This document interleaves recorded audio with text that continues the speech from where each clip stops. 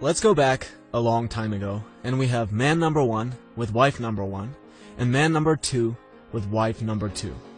Now, man number 1 decides that he's going to cheat on his wife, and man number 2 decides that he's not going to cheat. So let's say they both have 2 kids each with their wives, but man number 1 also cheated with 3 other women and has a kid with each. That gives the cheater a total of 5 kids with his genes, and the non-cheater a total of only 2. Now, let's say a few lions get hungry and attack and eat 2 kids of each of the men. The genes of man number 2, the honest non-cheater, will not survive, while the genes of man number 1, the dishonest cheater, will go on. This is the main idea of the selfish gene. If there's a gene that's not selfish, it will disappear over time. The cheat on your wife genes will go on, and the don't cheat on your wife genes will go extinct. Let's look at another example. What if you're walking home to your family, and you come across an empty hut? The people who own the hut are out gathering food, but they've left the hut all by itself, and you see that there's food in there. And you know you're not going to get caught if you go in and steal all the food. Are you going to be selfish and steal, or are you going to be a good guy? Well, let's look at it in terms of man number 1 and man number 2 again. Man number 2 decides to be honest again and goes home with what he has. On the other hand, man number 1 goes in and steals everything, adds it to everything else he has gathered, and brings home twice as much food. Now famine strikes. Both families of man number 1 and man number 2 are struggling to feed themselves. But man number 1 has twice as much food because he was selfish. Man number 2's family ends up starving to death, and man number 1 struggles to feed his family, but they eventually survive and reproduce.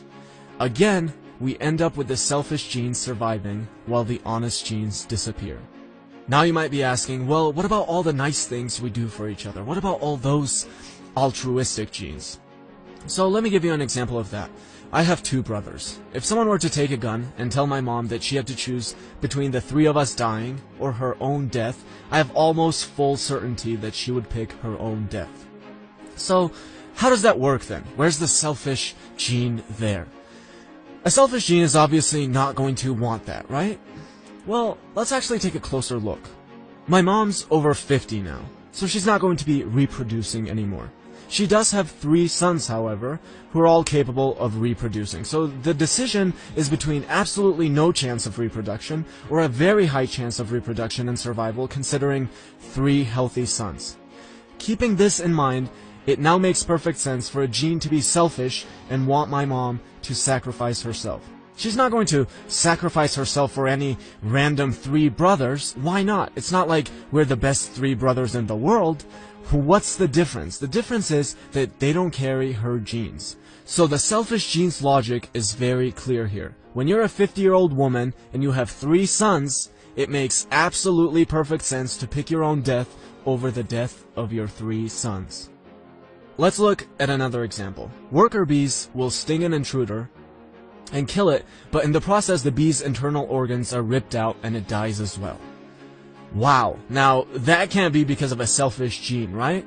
We love looking at social insects like bees and ants and glorifying them for these selfless acts. But let's take a closer look at this kamikaze behavior. What you have to keep in mind is that the bee is sterile. There are 2 ways to help your genes survive. 1, to produce offspring. 2, to take care of and protect the organisms with the same genes as you.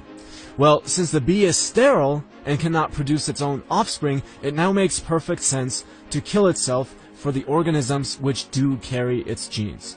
Dawkins says, the death of a single sterile worker bee is no more serious to its genes than is the shedding of a leaf in autumn to the genes of a tree. So now that we're not completely naive about all of this, let's make one thing clear. Of course the gene doesn't have some little brain in it that knows what to do to survive. The primitive woman didn't have a sophisticated understanding of statistics when she decided if it was a good idea to sacrifice herself for her kids. This is all just based on what they do, but what they do turns out to be evolutionarily advantageous, and therefore, through natural selection, they survive. That's it. Alright, now, what is the conclusion for all of this? Well, that our genes are selfish, otherwise we wouldn't be here, and that we're simply vehicles for these genes to transport themselves into the future, and they have no problem throwing us away once we're no longer of use to them. And of course, this is not the happiest conclusion to arrive at, and it makes a lot of people angry. People get angry at the book and Dawkins himself. Is this what you want, Dawkins? Social Darwinism? Is that what you want? I mean, some people are probably angry even at this video, but neither Dawkins nor I want to live in a society that's governed by social Darwinism. We're just simply presenting factual information. Doesn't matter if you like the fact that a husband who will cheat as many times as he can will have a better chance of spreading his genes. That's just a fact. But how can we approach this, and what can we learn from it? Well, one, we have to start by facing reality. The reality isn't pretty. We're programmed to cheat. We're programmed to eat a lot of sugar. You have to understand what you're dealing with if you're going to go against it. It won't help you to get angry and yell, well, I'm not programmed to eat sugar, because you'll be presented with cookies and you'll overeat like everyone else. So one, face the reality. Two, we're so lucky as humans. You can't expect a bird to honor his commitment to his bird wife and not cheat on her, because he'll just go off of what he's programmed to do.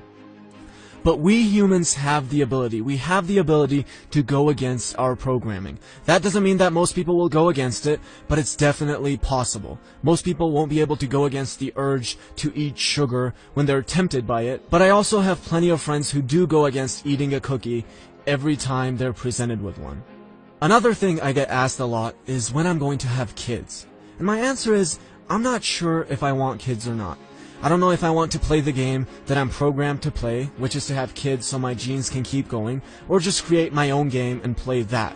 And to this, most people's reaction is just pure shock. How could you possibly not want kids? What is wrong with you? And that's great that there's such a strong reaction, otherwise we would be extinct by now. But I might have kids or I might not. I don't know yet. I don't want it to be determined just by what I'm programmed to do, which is why most of us are brought into this world.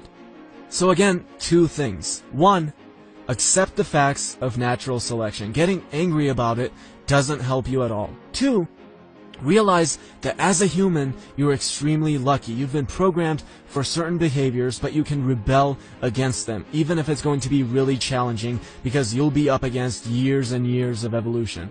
And finally, don't take this as an endorsement for being an asshole or building a family or a society around social Darwinism. It will probably make you really miserable, but yes, your genes will be very proud of you.